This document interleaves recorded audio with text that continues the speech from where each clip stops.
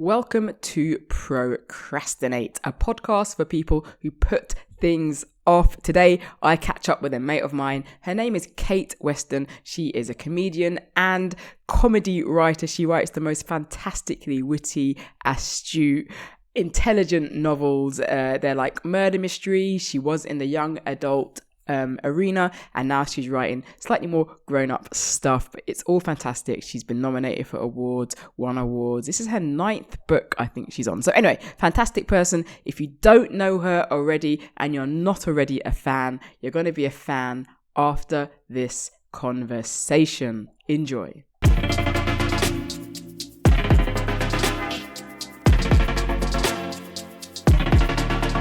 Welcome to Procrastinate, Kate Weston. How's it going?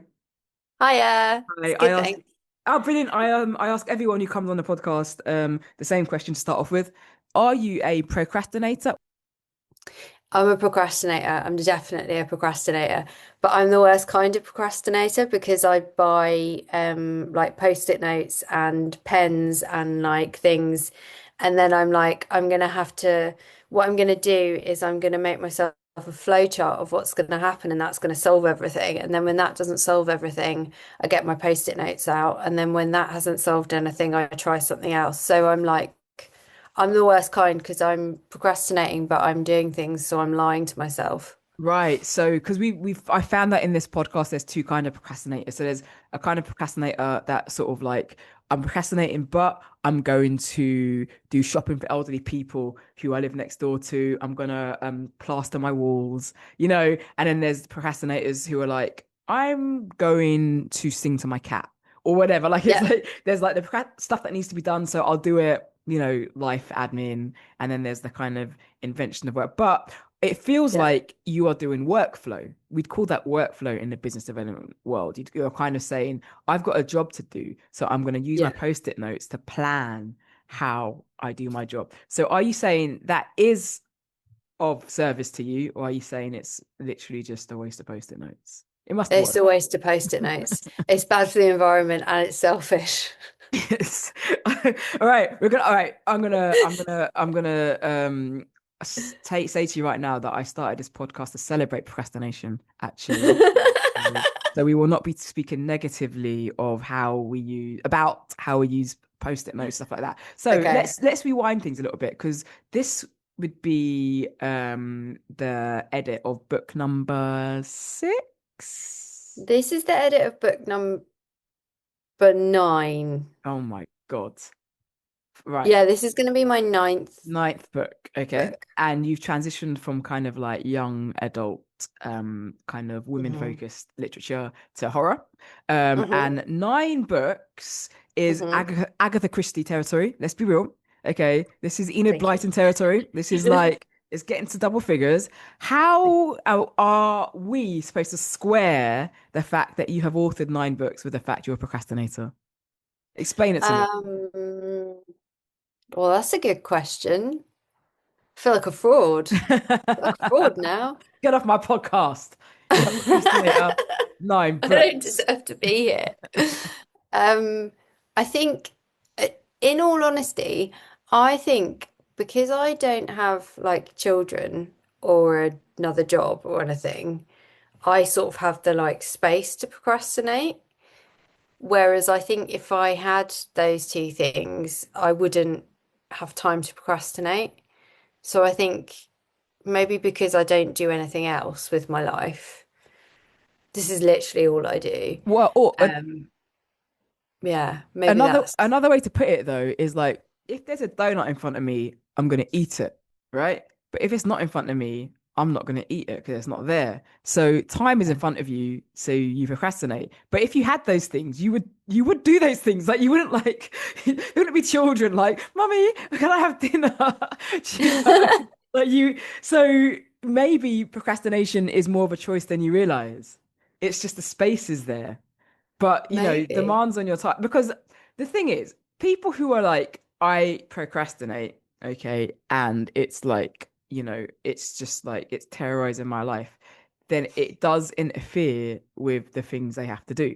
right? Mhm. But the fact that you are getting the things you have to do done suggests to me there is an element of control there, but maybe procrastination might be part of your process. I think maybe you're right. There's, but I would say maybe there's an element of fear as Mm, well. So like the fear of like not handing stuff in and never earning money again, yeah. and like, my cat being homeless, I think is he's a big driver because he's got expensive tastes as well, he won't eat cat food you get from the supermarket.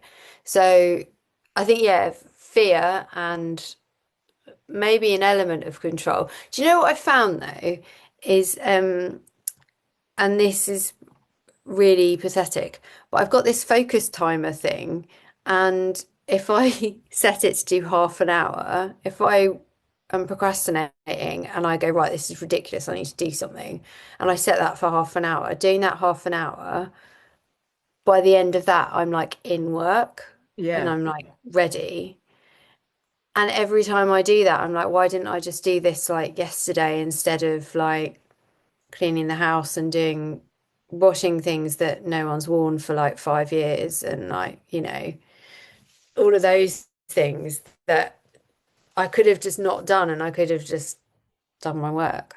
I saw a reductress post earlier, those ones, and it was like woman realizes that when she just sits down and does work, she actually gets it done. And I was just like, well, fuck you. Like, These people I are so don't need that. annoying. Yeah. Like, like they act like that's a simple concept. So, but the timer thing is really interesting. So that would be like a technique. So it's kind of like I got to sit down, here's a timer, and then when it goes off, then like Yeah. I'm ready. Do you have any other tips that you could give me? Because I think I explained to you before we started, like today, I have no Mm, choice. I have to do something, and it's the only time I have to do it today. It's a script I got to deliver. I have to do it. But mhm, my brain is not in gear. I can't. mhm. You must get this. Some like Yeah. when you're ready to write, you're ready to write, and when you're not ready, it's just a nightmare. Your brain, it's like something that's out of focus, and you're desperately trying to Yeah. turn the wheel to get rid of the fuzz. So how can I get rid of this fuzz? What the time is a good one. Is there anything else I need to do? Bang my head against the wall. Yeah. What else? Get get in touch with one of those Etsy witches and pay for a spell. Um, but they're good. Let's see which. That's very. I can confidently say I've never been given that advice before. But it sounds like good advice actually. I've I've Yeah, deadline I've is not good. done it yet, but yeah. Could you imagine getting Um, it gets so bad that becomes the thing we have to do? Like the Etsy witch. That's the thing that's the thing in the glass box we break in case of yeah, emergency. The Etsy witch. the Etsy witch. Also going for a walk without your phone. Like Mm, even if you just go around the block, because I find my phone is my biggest like enemy when I'm mm, trying to do something, because I think of things that like suddenly I get like overly worried about someone I've not spoken to for like 2 minutes. And I'm like, are you okay? And then I find myself glued to my phone, or I remember something that I was supposed to get for someone's birthday, or I was supposed to do something, or I was supposed to book an appointment for something. And I end up like just on my phone doing that. So actually going for a walk without your phone like separates you from it, and then you can sit down. Like, don't look at your phone when you come in, but then you sit down after your like brief walk without your phone, and you can just like your brain's like, let's go. yeah. Walking is really Um, good. Walking is such a yeah, good way, I find, to focus my thoughts. And being outside generally is, I find really helpful. Do you have a typical writing as a full-time writer and a prolific writer, which is a great word. I'm so happy I can call you oh, prolific. It's amazing.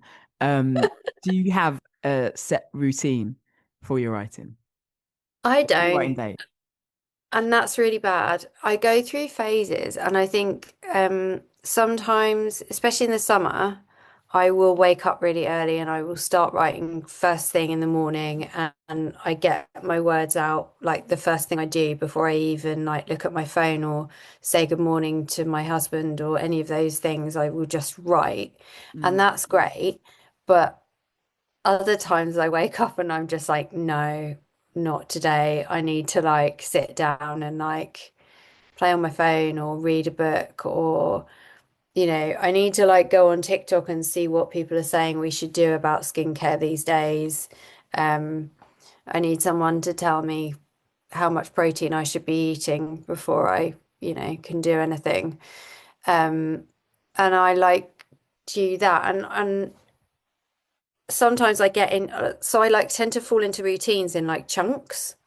So like for a few weeks, I'll end up getting up and I'll do stuff and I'll be really productive. And then for the next few weeks, I seem to like float around a bit aimlessly, going like in a panic, going, you've got a deadline coming up and it'd be really great if you could just start early you know, and then I'll leave it all to the last minute and then hate myself and then go back to having a routine. Yeah. And I think the focus timer does help that actually, because the focus timer, it gives you like 5 minutes between each half an hour chunk. And then it does that 4 times. And then the fourth time, it gives you like a longer break and then starts again. So you feel a bit more like structured. But then also, because I don't like authority, sometimes I'm just like, like, I won't do what you tell me to do. I'm going to take an hour. Yeah, that's fantastic because you don't like authority, but you are the authority. You tell the timer what to do. The timer doesn't Yeah. tell you what to do, right? You're Yeah, you're your own boss, you I know. am. So, I've heard of a similar technique before. In fact, it's exactly someone once recommended to me. You set a timer, and it's not even like you can just use a stopwatch like on your phone, right? Yeah, Yeah. yeah, yeah. And then you set it for like whatever amount of time. Um and then when you've done that, you reward yourself. So Yeah. it's kind of like that was their angle on it. So you say, right, I'm gonna do X amount of time on whatever it is I need to do, which is work, which is not like leisure, which is not choice, even though obviously we choose to be creators, but it's not necessarily choice. You're working for someone that is expecting something. And then once you've done it, once you've done your chapter, once you've done your script, once you've done whatever the thing you have to, whatever it is, then you reward yourself. How would you reward Yeah. yourself after completing a good chunk of work? Procrastinating. What's the more procrastination? Um, my reward is normally something boring like food. Sometimes I'll make myself a nice lunch. Oh, nice. Yeah, Yeah. like a big hot lunch. Oh, Um, that's good. Yeah, I've started to get into bake at home bread. You know, when you buy it Oh. in like you buy the bread and you just have to put it in the oven and you can Oh, put yeah, yeah. and you Yeah. can so I've gotten into making elaborate sandwiches. I'll be like hummus and tomatoes and olives and a bit of vegan cheese and I'll do it like a Scooby snack. So that's quite nice. Nice. Um I when you might come and procrastinate at your house. yeah, no, don't do it. Never get it. We'd lose all our deals. Yeah. People won't see us for like 5 years. What happened to Athena and Kate?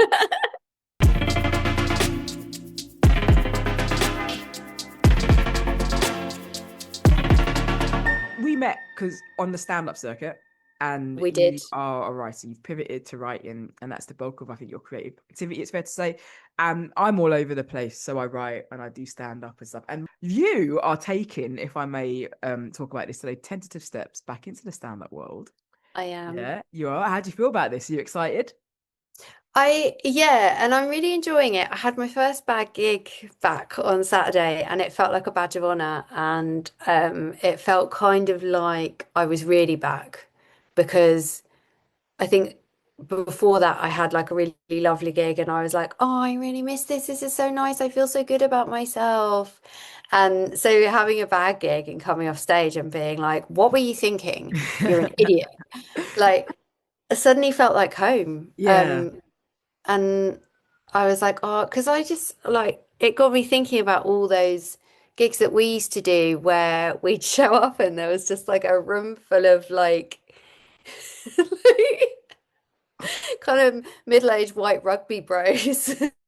Unwashed, And we'd mostly be the unwashed. Yeah. entertainment. And I was tired then, so I don't know what I'm doing trying to go back into it. I'm not sure what I'm thinking. Well, it's because Maybe stand-up's, it's yeah, it's stand-up's a superpower. And when you have it, and it's like you just leave it it's a bit like if you're like Wonder Woman and you've got like the lasso of truth and it's just sat there. You think, I'm gonna just Mm. take it out and just capture someone and get their secrets out of them. You know, that's what stand-up's like. Um, Yeah. and if funny enough, the other somebody asked me yesterday what my favorite job was, and Oh I yeah. just said I just stand up. Like, you know, like Yeah.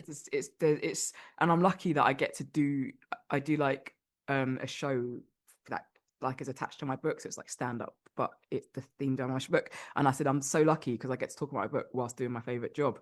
And because it's a superpower when you can stand up in front of people who hate you. They don't realize they hate Yeah. you, but they do, because it's that kind of like it's a bit of a it's a bit of a rock star thing. Like, a lot of people like the idea of being a stand up, but they don't like Yeah. the idea of celebrating the fact you have the guts to do it, if that makes sense. Yeah. So there's some people do, but there's a lot of kind of, oh, I could do that if I had the guts attitude. Yeah. So Yeah. then when you are good at it, not only are you making people laugh, you've had to do the hard work of winning them over. You know, Mm. Beyonce sings and she just hits the note and it's done.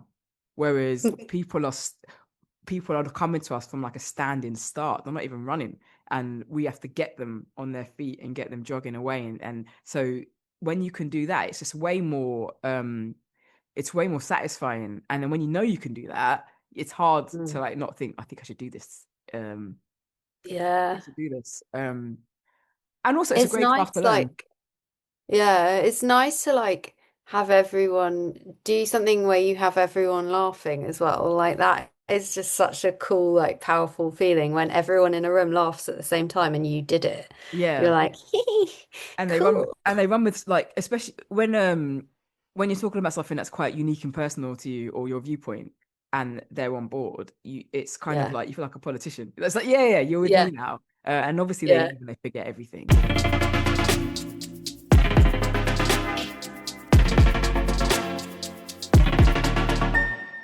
What's your position on napping? Are you a napper?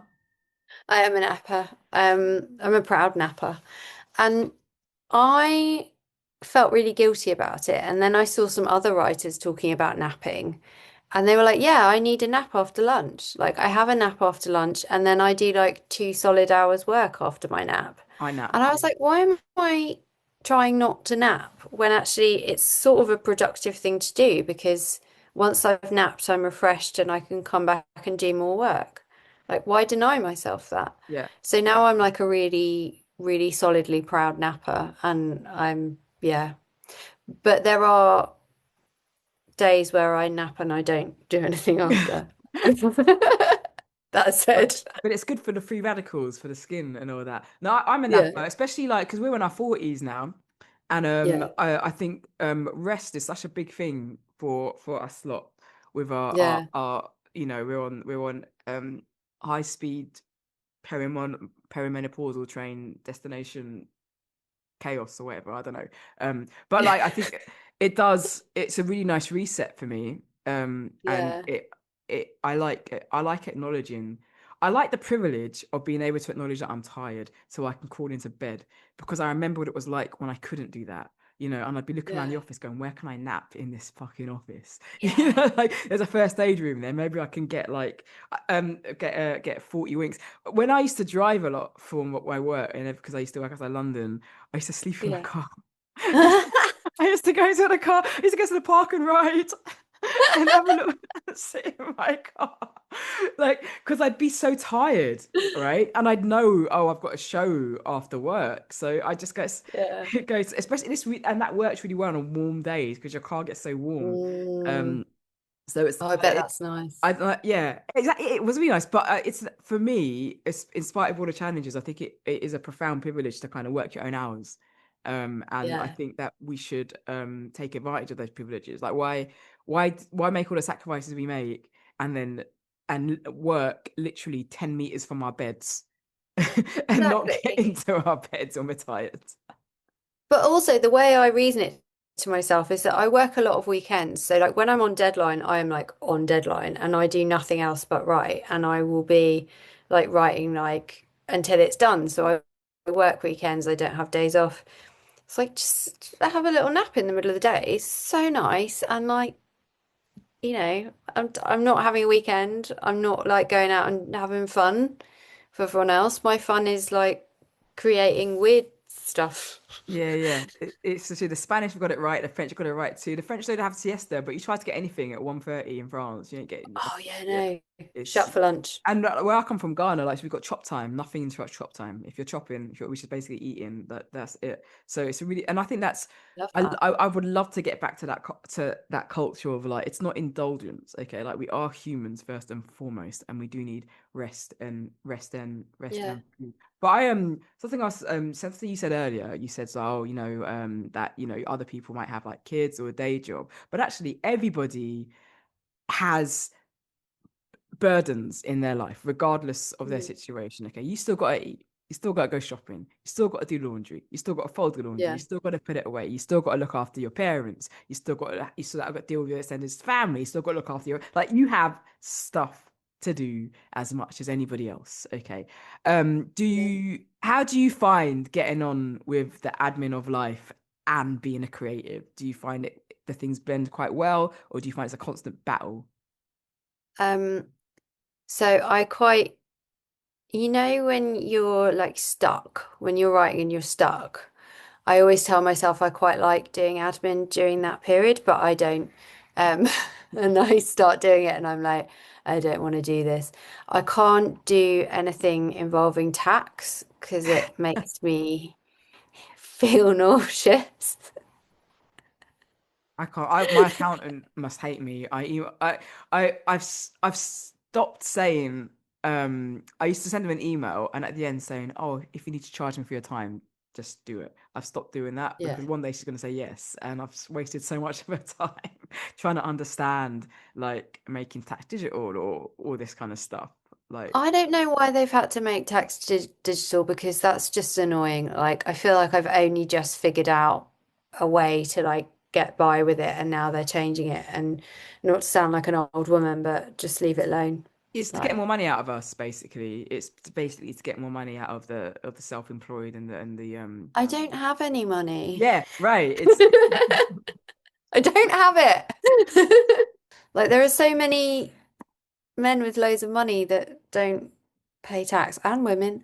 Um, but I love that I just focused on men. Like, men are bad no, tax. no. I Um, think we should focus on the men, Kate. I think it's just that I think put they should spotlight the men. We're fine. It's actually yeah. against our DNA to claim fraudulent expenses. But that I find it frustrating because just like you, I had got to grips with the old system and I'd got into a routine. And Mm. I've got an app that I scan all my receipts in, and I've got an accountant who does everything basically. And like I think they've changed it in a way that, by the way, we will be held responsible for if we don't get it right. So that's more fines and penalties.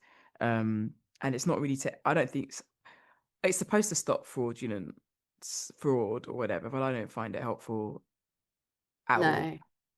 The only So thing that's it's going to hard. stop is like me getting Botox, and that's, that feels unfair. How you are a spouse, you're very grown Yeah. up and you're married. How does that are you both procrastinators or do you live with someone who is like the opposite and is a can do, get it done kind of person? Dinner tonight, sorted. Weekend plans sorted. How's that work? He is really good. It's kind of annoying. So because he has an office job, he's like just constantly like got stuff going on. He's like in meetings, he's at the office, he's like doing stuff and really puts me to shame. So like when you work at home with your spouse and they're like working and you get to a point where you're pretending to work to save face when what you really want to do is go and lie down and like watch EastEnders for like, half an hour brain break. Um, so I feel like I can't do that. And also, um, he's just like, he pretty much, I mean, I think he pretty much does everything around the house now. And I know, That's so amazing. Oh my God. and he's really hot. Um, he does pretty much everything around the house. And I think, I got really lucky because, well, this bit I didn't get lucky because obviously, like, because you're my friend, like, I've got like chronic illness and stuff. And sometimes I find days on I just can't get out of bed and stuff, and he's really good at like doing the things that need to be done and like doing, house stuff and looking after our stuff. And I feel really guilty about it. Yeah. Uh, But you've written 9 books. But I guess the flip side of that is like, I think when people live together, whether they're in a relationship or they're like friends or whatever, but there's a support network there. The support is like part of yeah, the contract. You know what I mean? Like, I think it's a yeah, question of like, you kind of, people bring what they have, yeah. and like, he has structure. And Um, health. well, but that's like, you can't take health for granted. I say this all the time, like No, at all. And then when you have it, you have to support someone who, if you know for of their own, doesn't have it. And then, yeah, it's not like you're a lady of leisure, right? no, Like it's not like you're your cat. no. Like licking its bum, um, like just whilst. Can I you would imagine never. just like he's sort of ironing and you're just there licking your bum? Like it's not that. It's a weird thought, but it's kind of like, you are giving the world literature, and you are, That's a stretch. yeah. Literature means books. We both write books. That's what we're doing. That's where we will end this. Okay, we've given the world Okay. literature. All right. And that's like forever. Like I always say, you never see books in a skip, right? And Yeah. that's your job. And you're doing. Tell me you've swept the floor. Do you know what I mean? You're Oh doing yeah, something. like I do. Yeah, Yeah, exactly. I Like definitely do. just sitting around. He's feeding you grapes. Yeah. You ring a I'm Barbara bell. Cartland. Yeah. I Um, don't even type my own work. But yeah, I think women, we're trained to feel guilty when men do stuff for us because we're trained to find that exceptional. And it's not Yeah. exceptional. We're exceptional for sometimes being in circumstances where they don't do it and we put up with it. But it's sort of Mm. like you're in a home and you both have different skill sets and you both have different routines and you both have different requirements. Yeah. Also, this is something that I believe, and it's a little bit arrogant, I guess, but hear me out. Like, hear me out. When you are like a writer or comedian or like any kind of creative, right? There's something kind of cool about it in many ways. And I'm not saying we're goddesses, okay? I'm not. But I am saying that, like, if it was the other way around, if I was in a relationship with someone who is like doing this as a job, I'd be like, oh, what can I do for you? Like, how can I make it easier for you to make art? Because it's a profound privilege to be able to do it. It's a profound talent to be It's able to do it. And it's like, how can I be part of this process? Do you want to be a spouse that makes it harder for your artistic partner to make art, or do you want to be the kind of spouse that makes it easier? Because that's like to every, not just to the benefit of your relationship, but to the world, Kate, or whoever is buying books or whatever.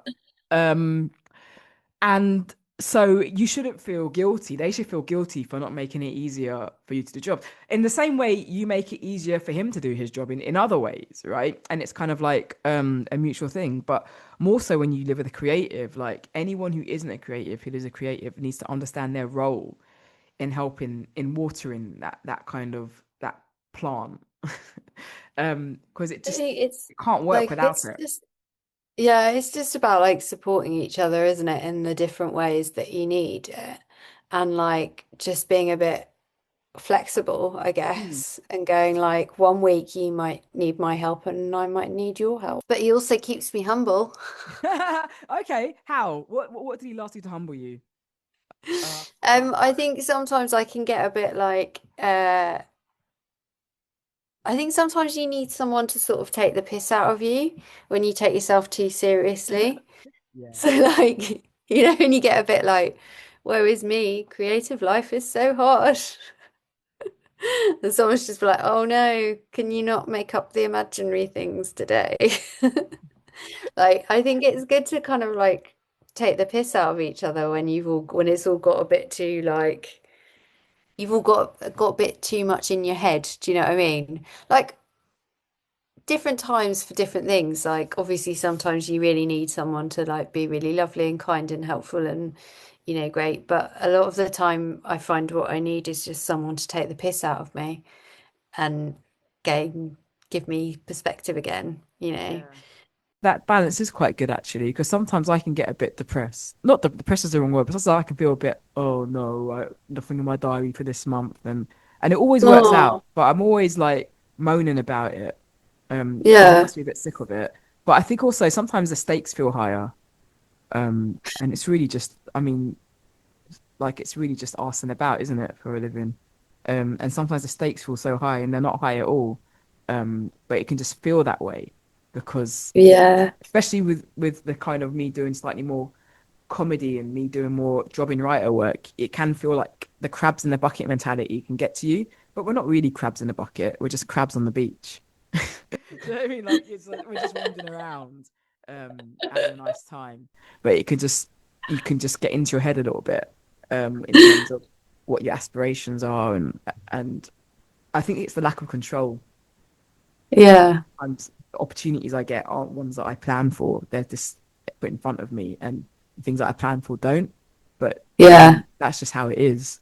I Um, think you can get really disappointed like really quickly doing the sort of thing that we do because there's more, I would say there's more rejection than there is success if you look at it on a case to case basis. And the things that, like you said, the things that you plan for don't like pan out. And then the things that you don't plan for are like big, opportunities that come your way.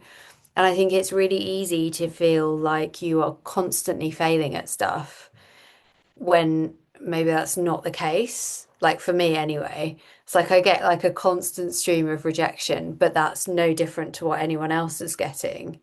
It's just that the successes are less, frequent. But I think when the successes come, they like brush everything else out the water, like, and that's great. yeah, that is such a amazing observation and such a good point. I think we can wrap it up there. But I do want to say, like, if you've written 9 books and you've had rejection, Mm. like there needs to be a word bigger than prolific, than that, like incessant, relentless, the relentless Relentless is good, writer, whether they wanted her or not. the relentless writer, Kate, the relentless Kate, as I'm going to call you from now on, because it's and I'm here still chugging away on number 3, just so slowly. I'm making such slow progress on that fucking book. I've had enough of it. It's unbelievable. Yeah, but you're doing like 10,000 other things, dude. You've got Yeah. so much going on. I do need to I think make my career more acute now, actually. Because I'm tired, but also because Mm. like what happens is people who would normally book you for stand up think, oh, she's a writer now. And people who would normally book you to write think, oh, she's a stand up now. Do you know what I mean? And Yeah. then it people and it's very hard to be accepted for that. Like if you've done something, it's good. It shouldn't matter what other labels you have. Um Yeah. or maybe, but then before I had this job, I had so many different jobs. I think this is how I need to work. I don't think I could do one thing. I think I need to Yeah. do different things every day. I need to like have a different schedule every week. Well, because when you're doing things, your brain's subconsciously working away at the stuff that you're not doing as well. Yeah. So sometimes doing other things like procrastinating is actually kind of useful because it's when your brain figures stuff out and when you're doing other stuff. So That is entirely true and correct. And that's why when you said at the beginning that you felt guilty for procrastinating, and I said no, you should not. That sums it up. And I'm really and I think this conversation has served its purpose. You are now going to go and procrastinate all day and enjoy yourself and feel no oh guilt. no. No, but not me. I've got to this deadline. Right. Yeah. Last question. What are you going to do now this podcast is finished? And you have to do it. That's the thing. I just sent you off to procrastinate, but actually that's a lie. You have to do the thing that you say you're going to do Well, right now. okay. You have to do So I'm going to go back to my structural edit on my book, and try and figure out the thing that's been plaguing me since last Thursday. I'm going to respond to some emails that I haven't responded to because I couldn't, when you just read them and it's just words Yeah. and you can't make sense of them. And I'm going to go to Monday Club tonight at the Yeah. Museum of Comedy. So I'm going to put something together for that, um, or like try and fix my bad gig from the other night. Yeah. Because bad gigs are so useful. Like bad gigs are sometimes bad because of you, or they're sometimes bad because of the audience, but they're way more useful than the good gigs. That's You know. good. All right. Well, it sounds like you've got a busy day planned, and What? Yeah. You're going to do your script. You're going to write your. I am, but I am. It's. I haven't had breakfast, and it's Okay. 11 a.m. right now, or just gone. So I'm going to make something significant to eat. I'm gonna go for a Yeah. walk. I'm gonna do this all in 60 minutes, and I'm gonna Yeah. start 12:30. I'm gonna start working. I'm gonna work all the way until I've got to pick up the kids at 6ish. I'm gonna pick them up last minute. I'm literally the lights are gonna be Yeah. off. And after school club, and I'm gonna do this script. And then I actually have to do some work in the evening as well because I've got a pitch for Oh, this thing I'm doing. So that's what I'm gonna do. big Food, day. walk, work, and you got your day planned out. Yeah. This isn't really a podcast for everyone else. This is a podcast just for me to motivate myself to work. So thank you. It's I've wasted your time, but I've benefited from it. You Uh, haven't wasted my time. uh, I would have wasted it myself. Thank you so much. This has been Thank you. unlimited help, and I cannot wait to get that proof copy of the book from you eventually in like 3 years' time. We're gonna make it happen. Thank you so much.